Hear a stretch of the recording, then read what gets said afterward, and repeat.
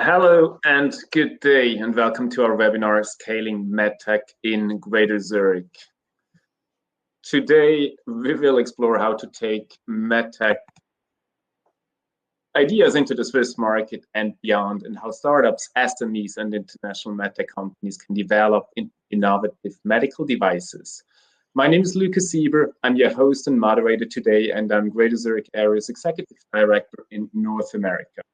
We appreciate your interest and are happy to have you with us.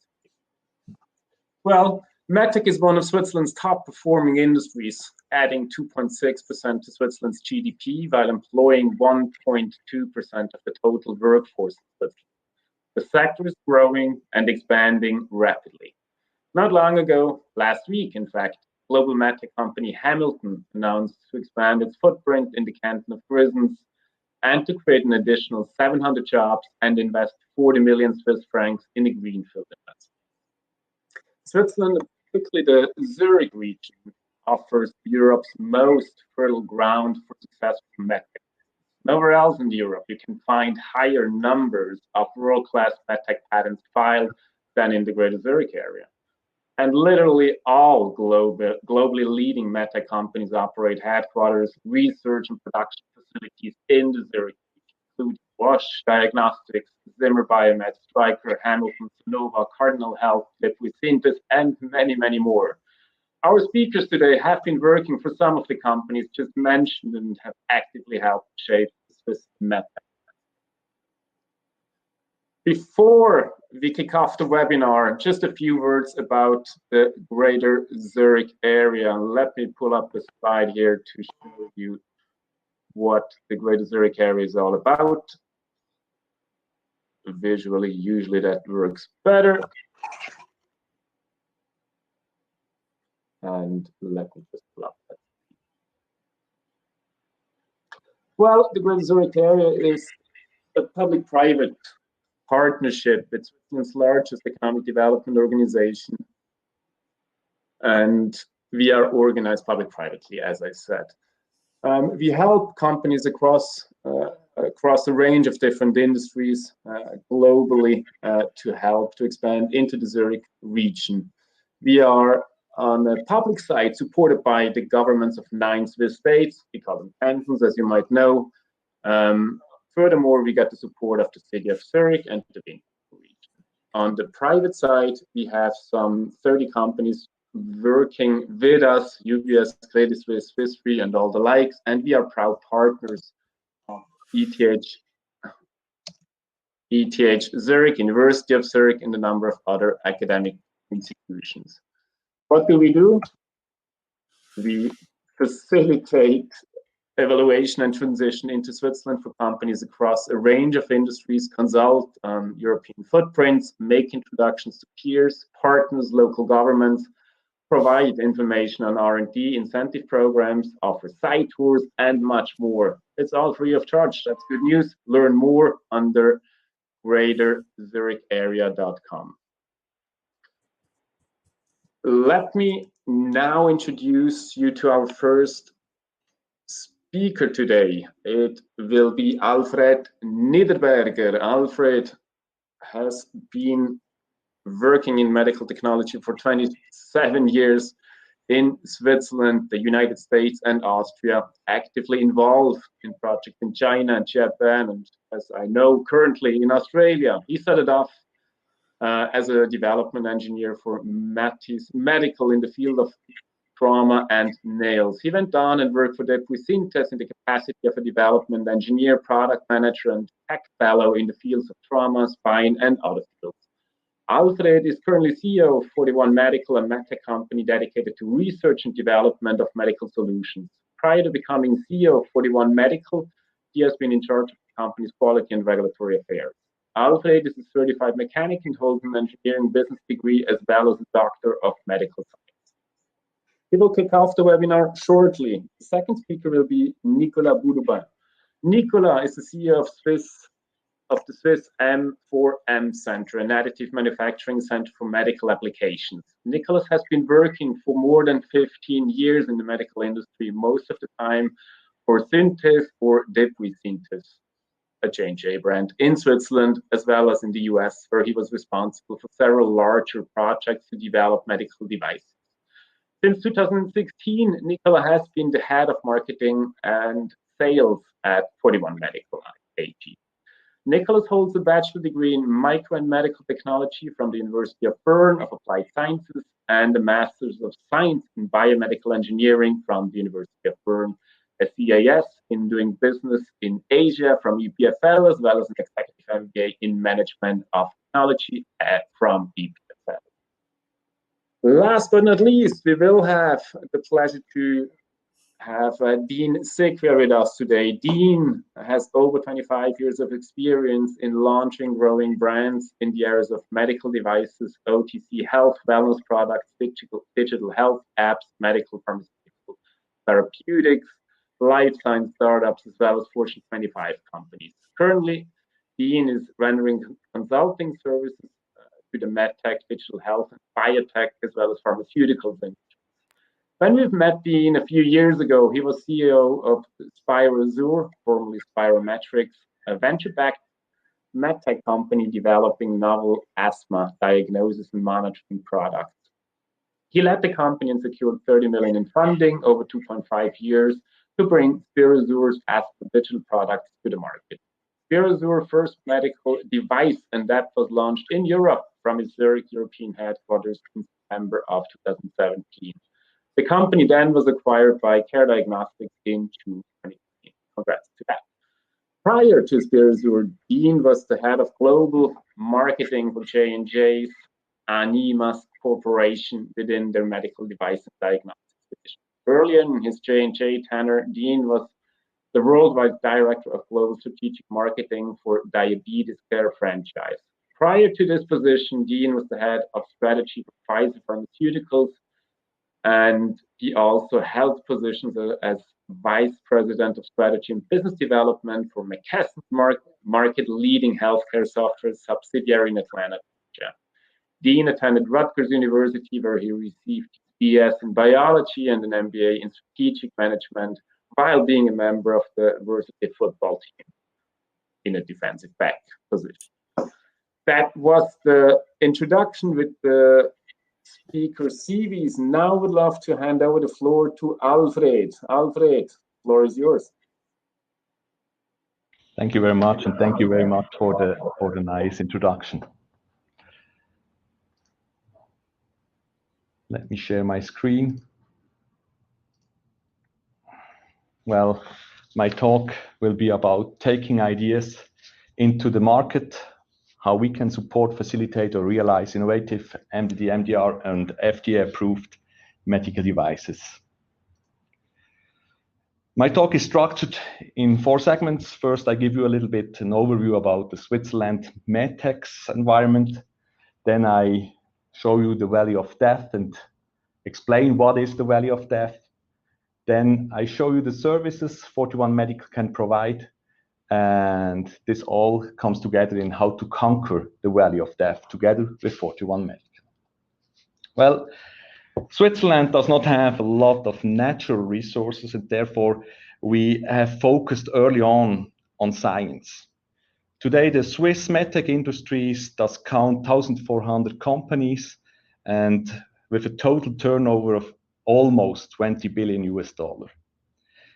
And these numbers, as Lucas told us, are still going up every year.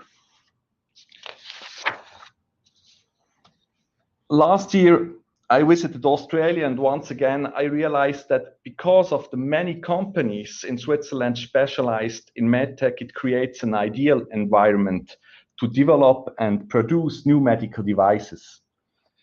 Because for each problem, you will find basically an expert.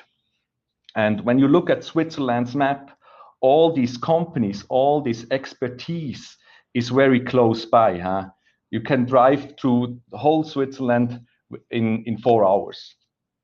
And besides these companies, we also have a close network, a close relationship with all the universities and science community. And again, there we also have a very strong position in the world with our universities well known. And because we are so focused, we create many startups, and many of these startups are in the area of medical devices.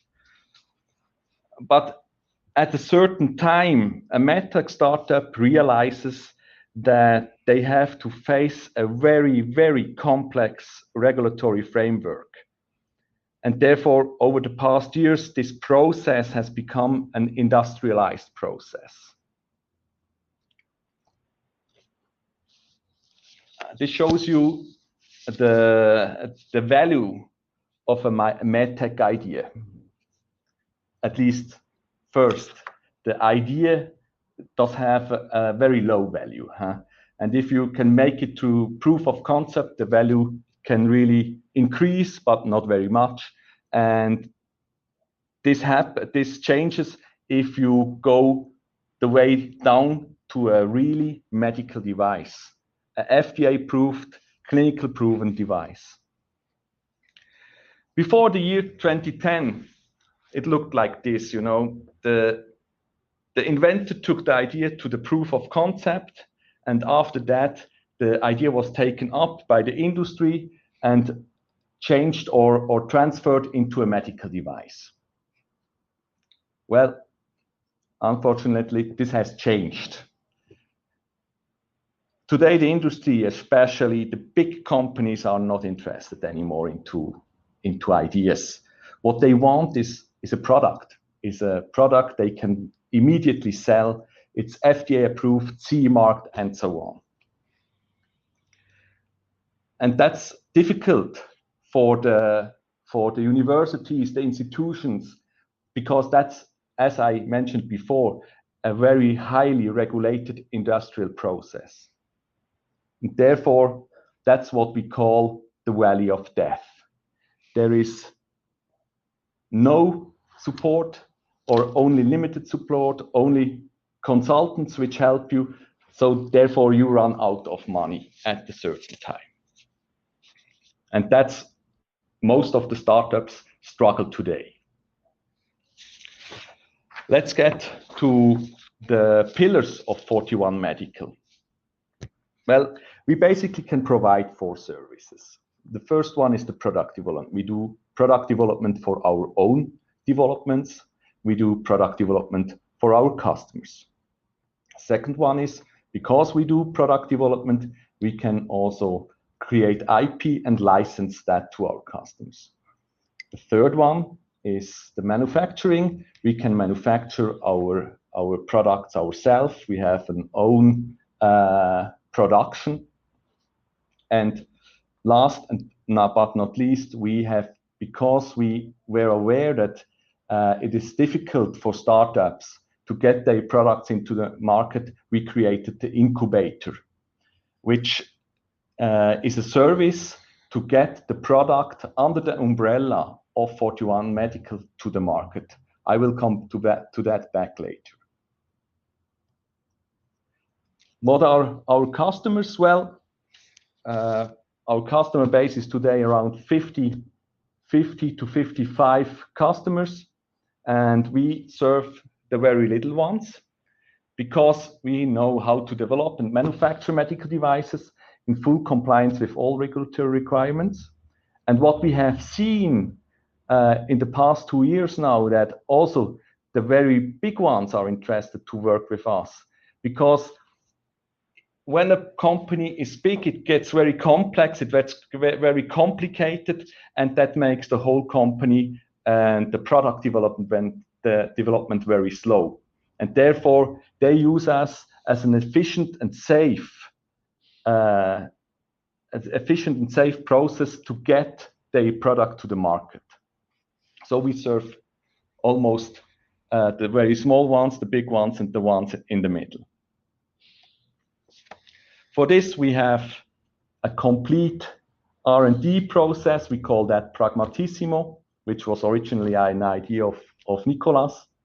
And from there, we go from the clinical need with our very tight network of good and well-known surgeons to the idea, to the concept, with our quality management system, and get the product out of the door.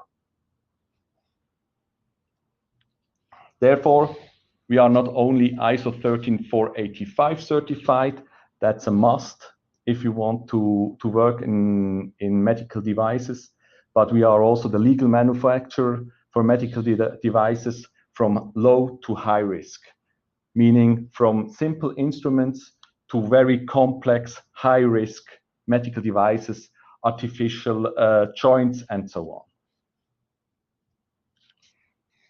So that was 41 Medical.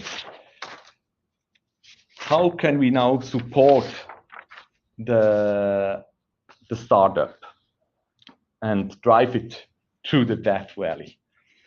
Let's assume you have a brilliant medtech idea and you want to get it to the market. As I mentioned before, the industry is not really interested into your idea. They want products. And how to conquer now the valley of death? First of all, that's your project, and we can provide you the road, meaning we have a complete quality management system in which you can work, including risk management, validations. We have a notified body working very closely with it. We have the clinical access to the surgeons you will need. And at the end, if your product is on the market, we have also post-market surveillance. What we often see is that, or what you have to provide is the fuel, meaning money. That will cost something, you know, nothing is for free in life. But if you want to reduce these costs, you can be the driver. You can do the whole thing under the umbrella of 41 Medical. You must live up to the standards, that's clear. There is no different standard when you do your project and when 41 Medical does the project. There is the same standard which applies, so you get approval from the notified body. If you don't know how to drive, we can learn how you can drive, or if you don't want to drive, we can drive you. At the end, you will have a CE-marked or FDA-approved medical device. And one thing is, it speeds up the whole process because a startup doesn't need to create a quality management system that's already in place. All the suppliers you need, it's already in place. And the other thing is, you will not end up in dead ends along your development, and this costs a lot of time, and more or less, it costs also a lot of money. You will avoid that. These are some examples we have worked on. The latest thing we did was the radio snail. That's our newest member in the family of products since a week now. No, since a month. And today, we serve a lot of startups. We are the partner in different incubators, and we have also, as I mentioned before, also some of the bigger companies, industrial customers like Medacta, Dupri, Synthes, and so on. Something I don't want to miss. Meanwhile, we have established a subsidiary down in Brisbane, doing basically the same thing we do here at 41 Medical in Switzerland. And we have a new technology partner, the Swiss M4M Center, and Nikola will tell you more about that. Thank you very much.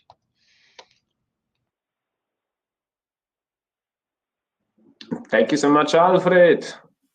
We now have the pleasure to give the floor to Nicholas. Nicholas, the screen is yours. Thank you, Lucas. Thank you, Freddy. So basically, to be able to survive, I will say we need here in Switzerland to innovate. I think it's our DNA. And innovation is not only about product, but it's also about business model or new concepts. The Swiss M4M Center is one of this new concept that I will have the pleasure to present today. It's a tool, it's a new tool for the companies that can be used to better adopt additive manufacturing in the medtech industry. The reason is very simple. at the beginning, when you learn about additive manufacturing to try to understand this new technology, you have the impression that it's a golden egg. You see many things like, yes, we will digitalize everything. We will be more efficient. We will be better, of course. We will be faster. It's a new revolution, basically, that gives you new opportunities. And also new markets will be a possibility in the future. And we will produce everything, including organs. And that's a little bit a straightforward explanation about additive manufacturing, but the first impression is really in this way. But what you have to understand is if you go a little bit deeper into this understanding, you will face a jungle with many open questions, many topics that you will need to answer. How is it about safety? What is about validation standards, mechanical properties, quality of produced parts? And all these questions need to be understood, but also answered to be able to move forward and provide a medical device dedicated to the patient. The medtech industry, as already spoken, is a dynamic industry in Switzerland, I think, with many opportunities. We heard about the number of employees that we have in Switzerland, the sales we generate. But if we look this industry maybe with a different lens, we also understand that the ecosystem is built out of many small companies, less than 20 or 50 people. On the other side, what we also have to mention is that the top trends like Industry 4.0 or 3D printing are considered as a chance, but also as a threat for many companies because they are interested, but they don't know really how to use that, to understand that, to be able to make value out of it. And last but not least, I will say, we know today that the investment in production facilities is considered as a top priority in Switzerland. And this makes us also confidence for the future that we will more and more companies able to use new technologies dedicated to medical devices, such as additive manufacturing. The biggest challenge we want to address with the Swiss M4M Center is basically also sort of valley of death in a way. On one side, we have very strong universities that provides best-in-class support, understanding about additive manufacturing. On the other side, we have best-in-class companies that you certainly also know, like Stryker, Deep Synthesis, Medacta, Straumann, that master additive manufacturing. But in between, for the majority of the small companies, there is today nothing that exists that provide, I will say, support or a link to be able to use additive manufacturing, the medical technology. And this is a big risk because we have to follow this technology in order to be better in the future. This is basically explained here with the Gartner hype cycle. We know that the technology, additive technology, is in a way to be mature, that we will see more and more companies that will adopt that. The example here from 2018 says that in the time range from 5 to 10 years, additive manufacturing will be basically better understood in our industry.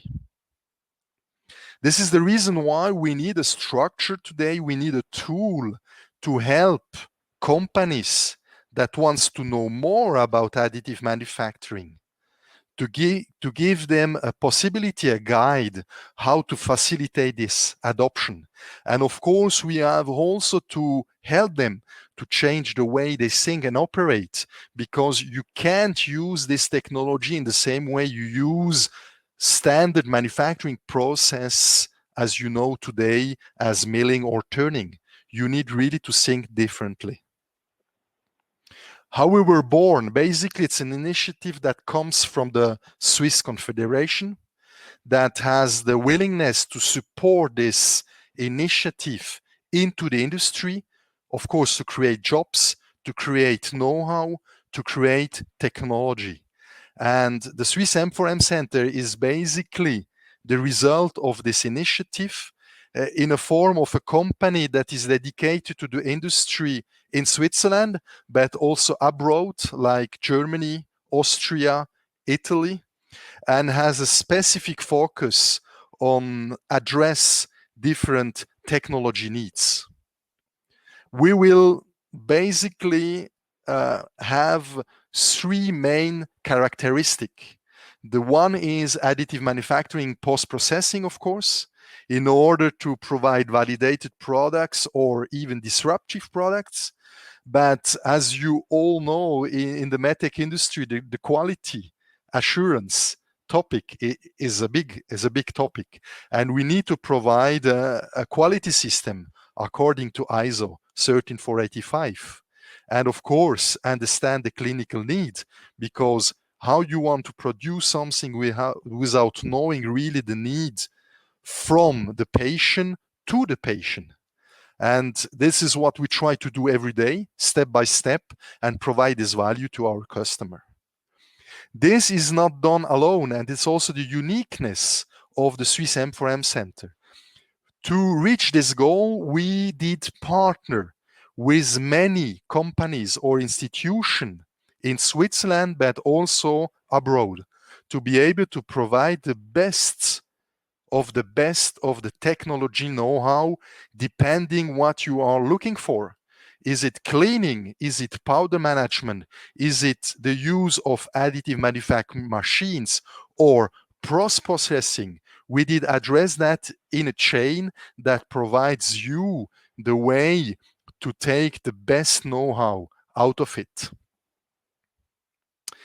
At the end, what will be done is address the digitalization chain from the patient image to the implantation, and walk through this journey from surgery planning, design of implants and instruments, but producing them in a way that gives you new ways of designing an implant. We also have here in-house a facility, because it's at the core of our initiative, a facility that is able to address basically the chain from the powder management point of view to the clean and sterilized products. A customer that comes with us and walk with us through projects is able to address the complete chain within a quality system. And this makes the difference, because at the end you will have a product that is directly dedicated to the market. We are in a phase to develop this chain, to operate also the pilot manufacturing line. We will focus on first experience and then scale up within the companies that use our services through a technology transfer. That means the main goal of our Swiss M4M Center is to transfer the newest technology of additive manufacturing within a new company, a new industry. And for that, you need also training, because today the people needs know how to use this new way of producing parts. How you can work with us, this is very simple. We work in 4 different ways. You can request a manufacturing job, basically. You can also conduct a project with us where you need to try to address different challenges within a supply chain. We are also able to have consulting services with the company, what is about safety, new machines, and all the question marks that you will have. And of course, the transfer of know-how through training programs. So basically, in short, is what M4M is, and we are looking forward to discuss with you if you have a need in this specific technology. Thank you very much. Thank you so much, Nicholas. This has been highly interesting. Thank you also, Alfred. Before I give the floor to Dean, quick reminder to our listeners and viewers, please don't hesitate to add your questions to the speakers in the box to the right, it must be, of your screens. We'll be happy to tackle those questions after Dean's presentation. Before I hand over to Dean, a quick anecdote about Solothurn. Solothurn is home to probably most Switzerland's precision engineering technology companies. It's not an accident. Solothurn used to be one of the hubspots, one of the hotspots globally of watchmaking. With the decline of watchmaking, Solothurn was left with a high number of talents in precision engineering, which of course could be then applied in other sectors like medical devices and medical technology. And it is no accident that back in the 70s, leading American companies like Stryker and others focused on Solothurn, set up that shop in Solothurn and basically leveraged the available talents. And that's a story that's ongoing today. So the history of medtech and precision engineering in Solothurn is a long one and certainly a fertile one, as we learned from Alfred and Nicholas. That was the anecdote. Now it is my great pleasure to give the floor over to California, to Dean Zikria. The screen is yours. Thank you very much. I appreciate it, Lucas, and thank you so much for a wonderful introduction before. The presentation today, I'll be concentrating mostly on thinking about medtech in maybe a slightly different way. I'll start off by, I think the background that Lucas gave was good enough. I don't need to go through my work history and my skills and experience. A little bit about the company. This is the only slide I have on the company itself. We're a medtech consulting and advertising agency based here in Silicon Valley, just outside of San Francisco. We've got about 27 employees. Our offerings are everything from launch planning and execution. We do pitch decks for CEOs that are looking to raise money. It might be seed capital, Series A, B, C. We've helped with creative services, branding, digital marketing. We're doing a couple of different projects right now in selling medical devices over the internet through using Google AdWords and social media and other types of online tools. And we help with go-to-market strategies, putting sales forces together, the sales plans, looking at different regions, seeing how you split up the physicians within segmentations of different regions. We also do public relations and graphic design and putting together websites, and also key opinion leader, KOL management. We have many connections into the medical field, so especially in diabetes and cardiovascular and respiratory.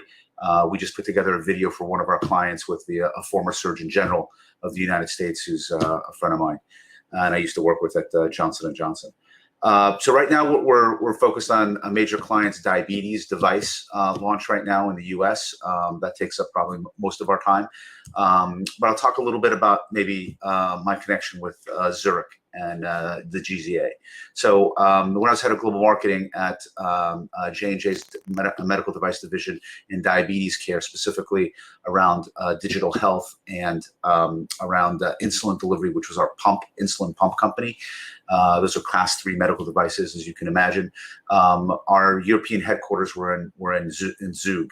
So I had several people working for me there, as well as other places in Europe. And I used to visit there quite often, and I was always taken by how much of a wonderful ecosystem it was for medical device companies. And I just had it in the back of my head that if I ever had a medical device company of my own and I needed to expand into Europe, the greater Zurich area would be a place that I would look at seriously. Well, it did happen a few years later. I became the CEO of a company called Spirometrics. and after raising some funds, we wanted to launch our first product in Europe.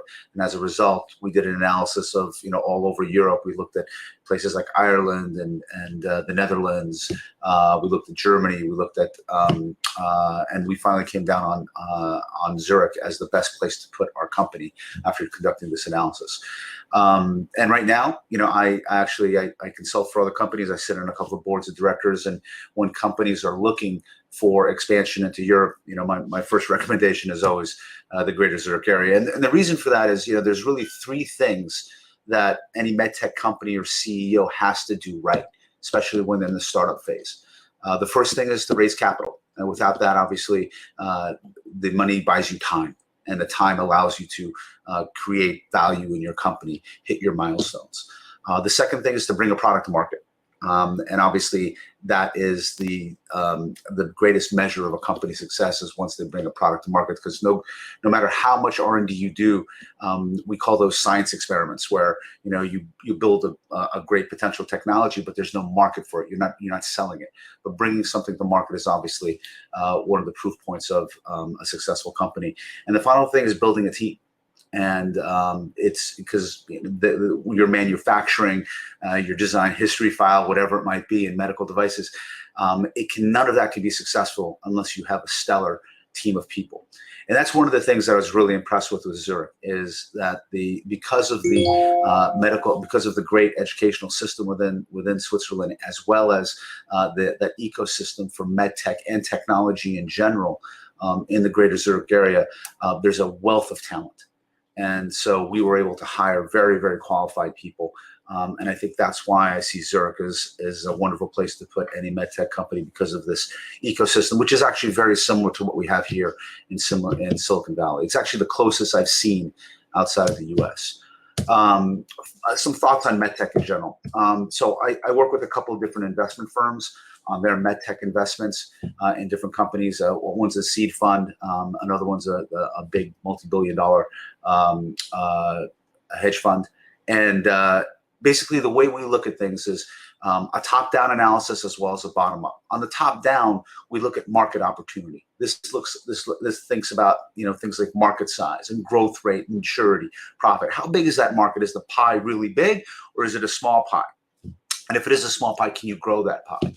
The other thing is competitiveness. How intensively competitive is this market? Is it a hugely crowded market? What are the barriers to entry in this market? Or is it some kind of a blue ocean opportunity? It's a whole new area, which has its own set of pluses and minuses. Maybe you have to educate physicians and consumers and patients about your technology, which is a whole other, set of challenges. The other thing is a strategic fit. What's the customer alignment, the competency fit with the investment company? So we, as an investor, we look at what does this make sense from a long-term strategic fit with the investment portfolio and the investment thesis that we have at the time. The bottoms-up analysis is really looking at the company itself and looking very, very closely at the technology. What's the proven science? What's the physiology behind it with a clinical case? From there, we look at the health economic case. Can it save money for the health system? Because that's much easier to get coverage from insurance, both in the US and abroad, from the single payer systems in Europe and elsewhere, if you have a strong health economic or HECON case. The other thing is the business case fit. So, if we own this asset, if somebody owns it or investing in an asset, what's that business case fit for us? And, the internal bottoms up really comes down to two things: technical risk, which includes things like clinical and regulatory, as well as commercial risk. So what does the market look like? What's the competition? What's the go-to-market model? And whether this might be a disruptive technology or not. And then from there, we go next steps. And, for different companies, we have different colors for all these boxes. It could be green, it could be yellow, it could be negative and red. So we use this as a construct, and I encourage a lot of medtech companies and CEOs to kind of think of their company a little bit more objectively by looking at this construct, seeing how others, especially investors, might try to evaluate your particular technology and company. So whenever you're selling something, be it, you're selling your company to, venture capitalists, or you're selling your product to your customers, might be physicians, might be consumers, might be insurers, might be a partner. What is it that you're selling? It could be services, it could be technical expertise, a disruptive medical device, hopefully. Or you're a lowest cost producer and you're selling a low cost device. It's a design history file where somebody takes it and runs with it. We did that a lot at Johnson & Johnson and Pfizer. We bought basically the technology and then we produced it and we made it. We took it to the next level from a regulatory approval process and from a commercial process. Or maybe something else. But you have to diagnose the problem first, is what is going on with that particular item that you're selling. And it really, you have to figure out what drives the customer's decisions. And these decision drivers are really, they run deep. If you look at the top level, sure, this is a depiction of an iceberg, if you will, where, most of the iceberg is actually, you can't see it, it's underwater. And the same thing with the decision drivers for customers.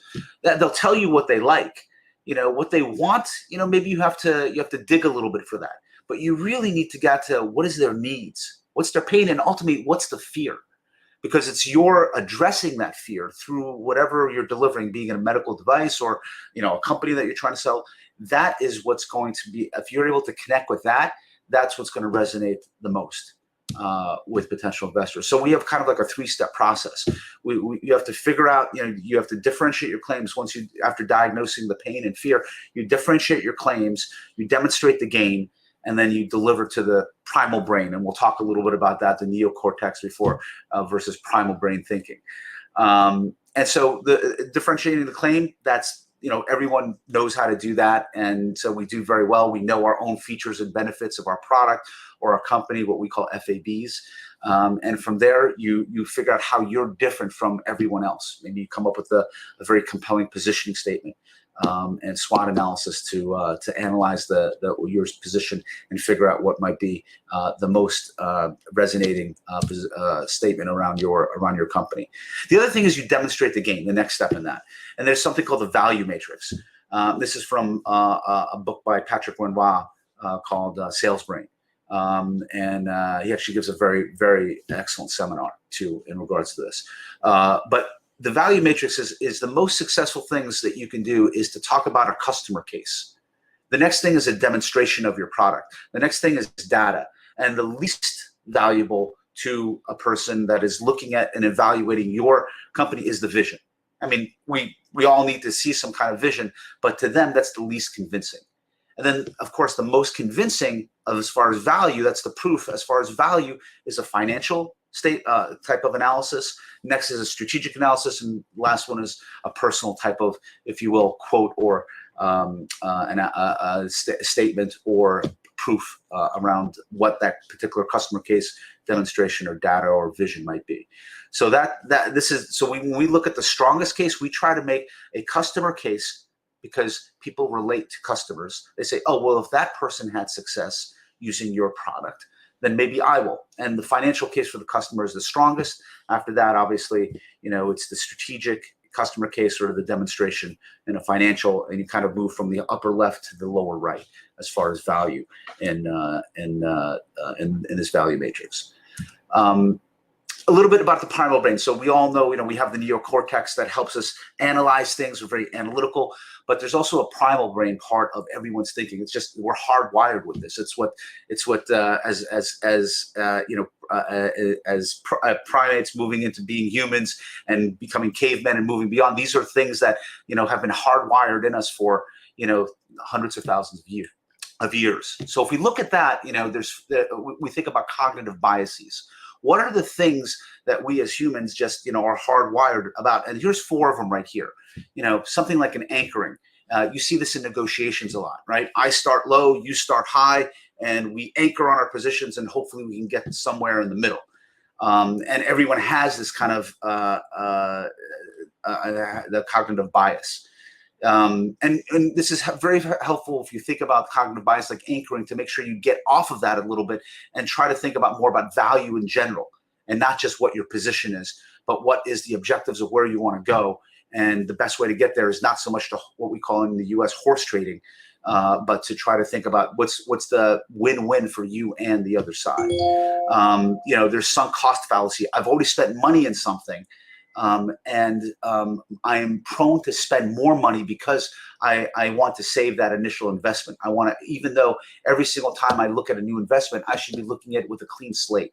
I should be looking at it and saying, hey, I'm looking now forward as if I did not have any investment in it in the past. And that will help me make the best investment, whether I should invest in this or drop this investment, maybe invest in something else.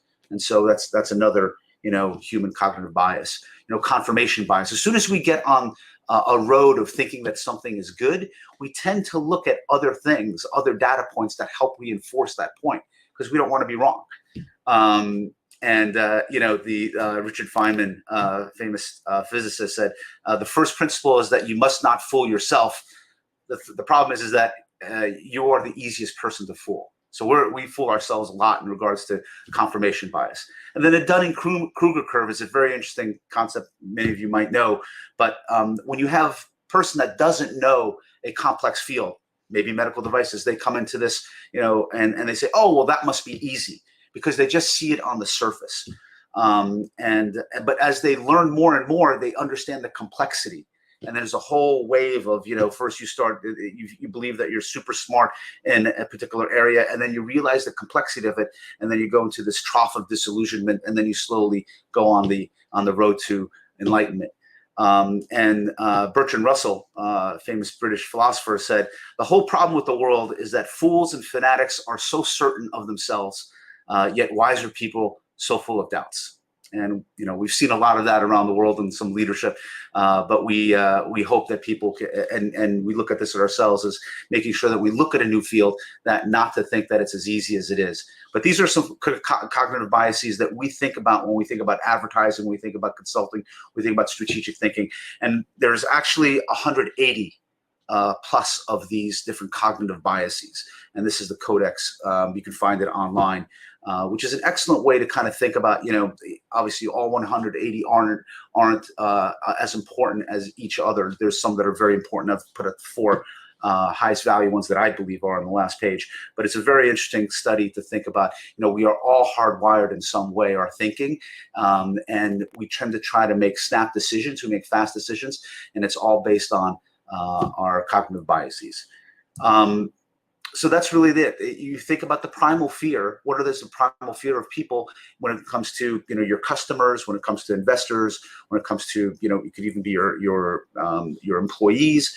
And what you want to do is if you want to commercialize a viable medical device, you got to figure out how can you address that fear.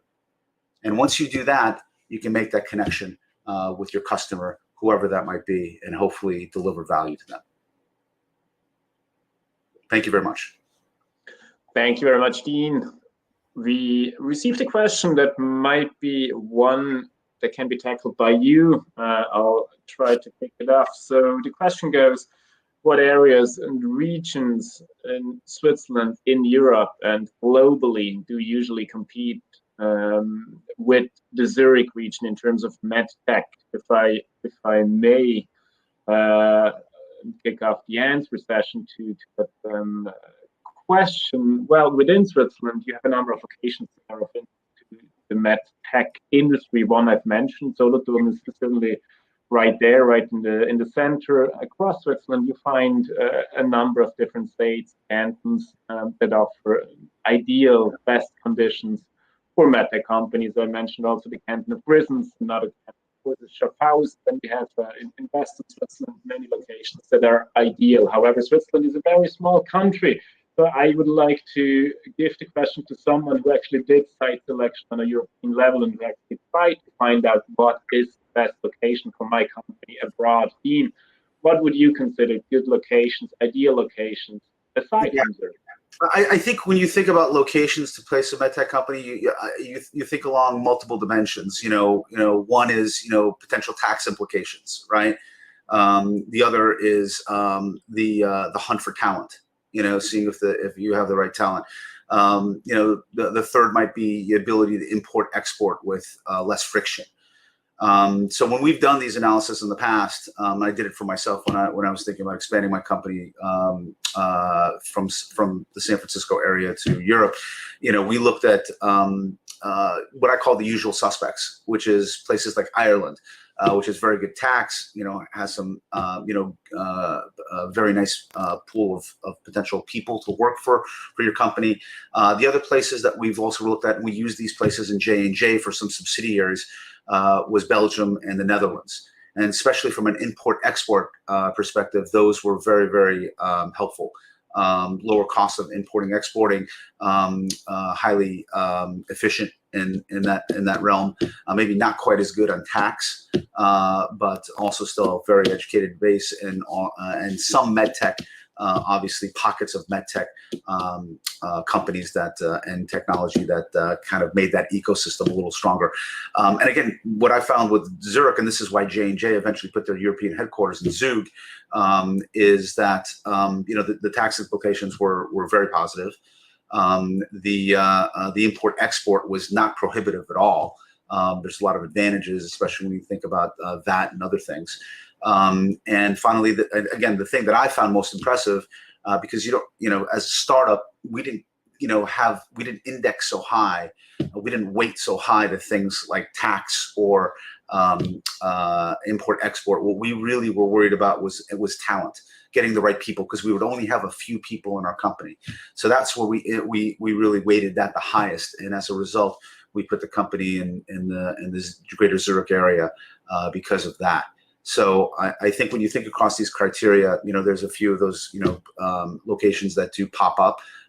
But in my case, at least, the greater Zurich area was the best choice. Thank you so much, Dean. Let's tackle another question before we finish this session today. So the question goes probably more to Alfred and Nikola. It's a question that probably can be answered in a few minutes, but also a few days. It goes, what are the critical pain points or challenges faced by medtech companies with regards to clinical trials, evidence generation, and getting approvals from the regulatory bodies? How does Switzerland differ to its European counterparts? How would you describe those pain points? Nikola or Alfred, the floor is yours.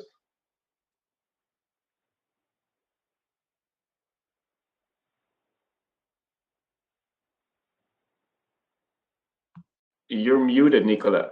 Alfred, sorry. Sorry. Well, I tried to give a short answer to that, but it's a very interesting question, and it would require an even longer answer then. Well, under the new regulation, under the MDR, which is in place in Europe since 3 years, you have to provide more clinical data. And this means you have to do clinical trials, which do cost a lot, to be honest. And it seems there is it is difficult where you do your clinical trials, and that was one of the reasons why we did or do a clinical trial in Switzerland, because it seems it's easier to do a clinical trial in Switzerland than to do it especially in Germany or Austria. Another thing why we created 61 Medical is the regulation down in Australia. They are very open to give their clinical data away. And therefore, it seems in the future there will be also an opportunity in Australia to create clinical data. How much clinical data you have to provide under the new regulation, that's at the moment a little bit unsure, because nobody has experience with it today. It's only in place for 3 years, and we do not have a lot of developments done with under the MDR. Nikola, what's true?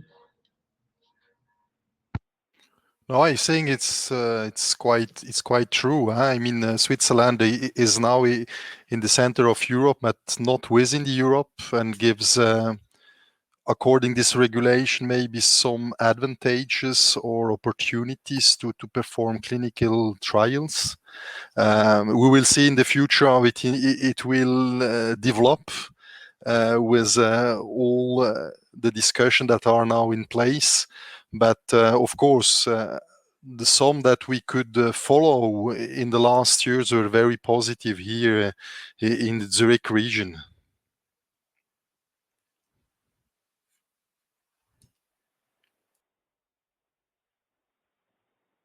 Thank you so much for a very short answer to a very complex question. We reached the end of today's session. Should you have more questions for Alfred, Nikola, or Dean, please contact us, contact them directly.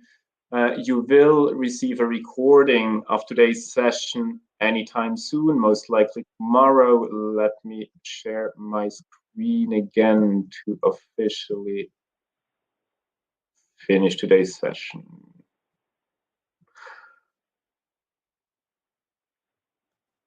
All right, this was it. What you can see here is Zurich, not Solothurn. It has been a pleasure to have you today with us. Thank you so much for your time. Greater Zurich area, world-class technology meets Swiss reliability. This is, of course, particularly true in medical devices and medical technology as such. Thank you so much for your interest today, and please join us for future webinars. It was a pleasure having you. Have a good day, a good evening, and see you soon. Thanks. Goodbye. Thank you to the speakers as well.